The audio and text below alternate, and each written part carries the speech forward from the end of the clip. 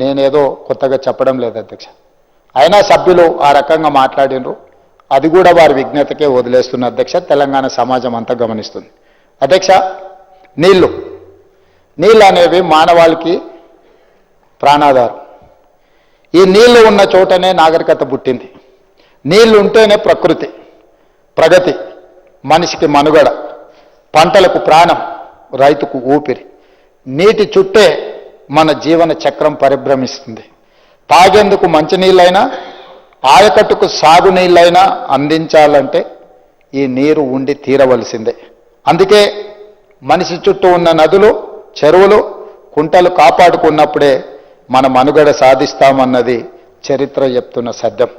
అందుకే మన పురాణాలలో అపర భగీరథుడని శివుడి తల మీద ఉన్న గంగను నేల మీదకి తెచ్చి ఈ మానవాళికి జీవన ఆధారం కల్పించిన అపర భగీరథుడు అని అందుకే మన పురాణాలలో పెద్దలు చర్చించుకున్నారు అధ్యక్ష. అంటే నీటికున్న ప్రాధాన్యతను పురాణాల నుంచి మొదలు పెడితే రాజులు, రాజ్యాలు, ప్రజాస్వామిక దేశంలో ప్రధానమంత్రులు, ముఖ్యమంత్రులు తీసుకున్న నిర్ణయాలు దీనికి సజీవ సాక్షి అధ్యక్ష. మనం ఈ తెలంగాణ ప్రాంతాన్ని ఒక చరిత్రగా ఒకవేళ మనం చదవదలుచుకుంటే 12వ శతాబ్దంలో దాదాపుగా 800-900 సంవత్సరాల క్రితం కాకతీయులు ఈ ప్రాంతాన్ని, సామ్రాజ్యాన్ని, కాకతీయ సామ్రాజ్యాన్ని ఒక అద్భుతంగా ఆదర్శవంతమైన రాజ్యంగా ఆనాడు పరిపాలన సాగించారు. 12వ శతాబ్దంలోని కాకతీయులు చెరువులు, కుంటలు తవ్వడంతో పాటు గొలుసు కట్టు చెరువులను నిర్మించారు. రామప్ప చెరువు, హన్మకొండలో పెద్ద చెరువు, పాకాల చెరువు, 1 కాదు 2 కాదు, కాకతీయుల యుగంలోనే 30,000 చెరువులను, గొలుసు కట్టు చెరువులను నిర్మించి ఈ ప్రాంతాన్ని సస్యశ్యామలం చేసి ఈ ప్రాంతం వ్యవసాయ ఆధారితమైన ప్రాంతము, వ్యవసాయమే మన మనుగడ, మన జీవితం అని కాకతీయులు నిరూపించారు. 800 సంవత్సరాల క్రితం, 900 సంవత్సరాల క్రితం కట్టిన మీకు రామప్ప మందిరం నుంచి మొదలు పెడితే రామప్ప చెరువు, ఈరోజు హన్మకొండ పెద్ద చెరువు, ఇవన్నీ కూడా ఇప్పటికీ మనుగడలో ఉన్నాయి. మా సురేఖక్క గారు చెప్పాలి, లేకపోతే మా సీతక్క చెప్పాలి. ఎందుకంటే వాళ్ళ నియోజకవర్గాలల్లో ఈ ప్రాజెక్టులు ఇంకా మనుగడలో ఉన్నాయి. ఇదే కాదు అధ్యక్ష, కాకతీయుల, రెడ్డి రాజుల యొక్క పరిపాలనలో నిర్మించిన చెరువులు, వ్యవసాయానికి ఇచ్చిన ప్రాధాన్యత, నీటికున్న ప్రాధాన్యతను గుర్తించినందుకే మనం నిర్మించుకున్న కాలువకు కాకతీయ కాలువలని మనం పెట్టుకోవడం జరిగింది అధ్యక్ష. 1000 ఏళ్ల తర్వాత కూడా దాదాపుగా ఈరోజు మనం వాళ్ళని తలుసుకుంటున్నామంటే ఆనాడు మనకు అందించిన సంస్కృతి, సాంప్రదాయాలు, వ్యవసాయానికి నీరు అవసరమని వాటిని గుర్తించి ఆ రోజు వాళ్ళు ఈ ప్రాజెక్టులను నిర్మించింది అధ్యక్ష. కాలువలకు అడ్డంగా బండలతో కట్టిన కట్టె పొలాలకు నీళ్లు మళ్లించడం అంటే ఇప్పుడు మనం చెక్ డ్యాంలను కట్టుకుంటున్నాం కదా అధ్యక్ష. ఆనాడే కాలువలకు బండరాళ్లను అడ్డం పెట్టి చెక్ డ్యాంల కింద మార్చి పొలాలకు నీళ్లు అందించిన చరిత్ర కాకతీయుల చరిత్రలో మనం చూసినాం. కాకతీయులు మనకు ఆదర్శంగా నిలబడ్డారు. అందుకే మనం నిర్మించుకున్న కెనాల్స్కి కాకతీయ కెనాల్ అని మనం పేరు పెట్టుకోవడం జరిగింది అధ్యక్ష. అంతెందుకు అధ్యక్ష, నిజాం ఏలిన సందర్భంలో 220 సంవత్సరాలు ఈ ప్రాంతాన్ని పరిపాలించిన నిజాము వ్యవసాయాన్ని, నీటి యొక్క ప్రాధాన్యతను గుర్తించి ఈ ప్రాంతంలో నిజాం కట్టిన ప్రాజెక్టులు ఈ రోజు కూడా 100 ఏళ్ల కింద, 120 ఏళ్ల కింద నిర్మించిన ప్రాజెక్టులు ఈనాడు కూడా మన రైతులకు సాగునీరు, మన ప్రజలకు తాగునీరు అందిస్తున్నాయి అధ్యక్ష. నిజాం నిర్మించిన ప్రాజెక్టులు నిజాం సాగర్ కావచ్చు, ఉస్మాన్ సాగర్ కావచ్చు, హిమాయత్ సాగర్ కావచ్చు, అప్పుడు కట్టినవే. పెద్ద ప్రాజెక్టులతో పాటు వేళ్ల చెరువులను, కుంటలను ఆనాడు నిజాం సర్కారు నిర్మించింది అధ్యక్ష. అంతెందుకు అధ్యక్ష, నిన్న మొన్న నేను మీ పెద్దలు ఉత్తమ్ కుమార్ రెడ్డి గారు ఏరియల్ సర్వేకి వెళ్ళాం. నిన్న మొన్న జరిగిన 40 సెంటీమీటర్ల వర్షం అత్యధికంగా కురవడం వల్ల కామారెడ్డి, మెదక్ జిల్లాలను అతలాకుతలం చేసినాయి. లక్షలాది ఎకరాల పంటలు నీటిమయమైపోయినాయి, మునిగిపోయినాయి. వందలాది రోడ్లు కొట్టుకుపోయినాయి. వేలాది మంది ప్రజలు నిరాశ్రయులైనరు. వారిని పరామర్శించడానికి పోతే వాతావరణం అనుకూలించకపోయినా ఏరియల్ సర్వేలో మేము వెళ్ళి అక్కడి స్థితిగతులను, అక్కడి పరిస్థితులను చూసినాం అధ్యక్ష.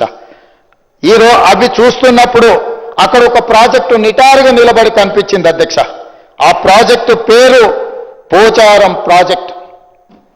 103 సంవత్సరాల క్రితము 26 లక్షల రూపాయలతో నిర్మించిన పోచారం ప్రాజెక్టు తెగిపోతుందేమో అని నిండి ప్రాజెక్టు మీద నుంచి నీళ్లు ఎల్లబారినా ఆ ప్రాజెక్టు ఈ కాలమాన పరిస్థితులకు నిలబడి దాని కింద ఉన్న 14 గ్రామాలు వేలాది మంది ప్రజలను కాపాడడానికి 103 సంవత్సరాల క్రితం నిజాం నిర్మించిన పోచారం ప్రాజెక్టు ఇంకా బలంగా నిలబడ్డది అని అంటే నిర్మాణంలో ఆనాడు తీసుకున్న నిర్ణయాలు, నాణ్యత, వాటి నిర్మాణమే కాదు నిర్వహణ కూడా ఈరోజు చేపట్టడం వల్ల 103 సంవత్సరాల తర్వాత కూడా వేలాది మంది ప్రజల్ని కాపాడడానికి పోచారం ప్రాజెక్టు ఈరోజు మనకు తార్కణం అధ్యక్ష. అంటే ఒక ప్రాజెక్టు నిర్మాణ సమయంలో తీసుకుంటున్న ప్రాజెక్టు డిజైన్ కావచ్చు, ప్రాజెక్టు కన్స్ట్రక్షన్ కావచ్చు, ప్రాజెక్టు మెయింటెనెన్స్ కావచ్చు, వీటన్నిటి పట్ల ప్రత్యేకమైన శ్రద్ధతో నేను నిర్మిస్తే ఏ విధంగా ఉంటుందో పోచారం ప్రాజెక్టు ఒక ఉదాహరణ అధ్యక్ష. మరి ఈరోజు మనం చర్చ చేస్తున్న కాళేశ్వరం ప్రాజెక్టు కట్టడం, కూలడం, 1,00,000 కోట్లు గోదావరి పాలవ్వడం అంతా 3.5-4 సంవత్సరాలలో జరిగిపోయింది అధ్యక్ష. ఇంత దారుణమైన సంఘటనలు మన కళ్ళ ముందే కట్టడం, మన కళ్ళ ముందే కూలిపోవడం, ఆ గోదావరిలో 1,00,000 కోట్లు కొట్టుకుపోవడాన్ని చూస్తే చర్చించొద్దు, కమిషన్ వెయ్యొద్దు, కమిషన్ రిపోర్ట్ ఇవ్వొద్దు అని ఈరోజు అడ్డుకునే ప్రయత్నం చేస్తున్న వాళ్ళను ఏ తెలంగాణ సమాజం ఏమనుకోవాలో మీరు ఒక్కసారి ఆలోచన చేయండి అధ్యక్ష.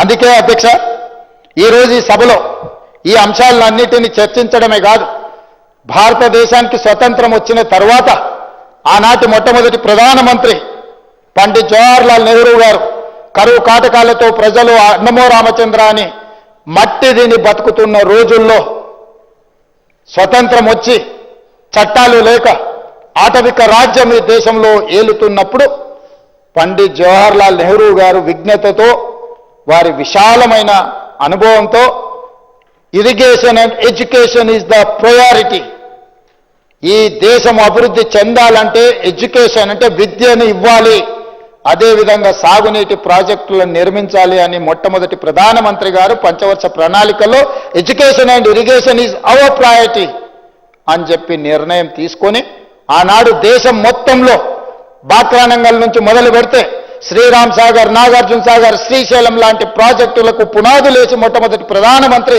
ఈ తెలంగాణ ప్రాంతంలో నిజాం సర్కార్ తర్వాత, నిజాం సాగర్ తర్వాత శ్రీరామ్ సాగర్, నాగార్జున సాగర్, శ్రీశైలం లాంటి ప్రాజెక్టులను ప్రారంభించి ఈ ప్రజలను అన్నమో రామచంద్ర నుంచి ఈరోజు దేశంలోనే అత్యధికంగా వరి ధాన్యాన్ని పండించే 2,85,00,000 మెట్రిక్ టన్నుల వరి ధాన్యాన్ని పండించడానికి పునాదులేసింది మొట్టమొదటి ప్రధానమంత్రి పండిట్ జవహర్లాల్ నెహ్రూ గారు అని చెప్పి నేను అధికారికంగా ఈ సభలో చెప్పదలుచుకున్నాను అధ్యక్ష. ఇది కాంగ్రెస్ పార్టీ విజ్ఞత. కాంగ్రెస్ పార్టీ విశాల ప్రయోజనాల కోసం ప్రజల్ని కరువు కాటకాల నుంచి కాపాడడమే కాకుండా ప్రపంచానికి ఆదర్శంగా నిలబడే వ్యవసాయ ప్రణాళికలను అందించిన పార్టీ ప్రభుత్వం కాంగ్రెస్. ఈరోజు ఆ ప్రాజెక్టులన్నీ కూడా మన కళ్ళ ముందల నిలబడ్డాయి అధ్యక్ష. ఈరోజు మనం ఇలాంటి పరిస్థితుల్లో ఆ తర్వాత తెలంగాణ, హైదరాబాద్ రాష్ట్రం, చెన్నై, తమిళనాడు నుంచి విడిపోయిన ఆంధ్రప్రదేశ్, ఈ 2 రాష్ట్రాలను కలిపి 1956లో ఉమ్మడి రాష్ట్రంగా మార్చడం జరిగింది అధ్యక్ష.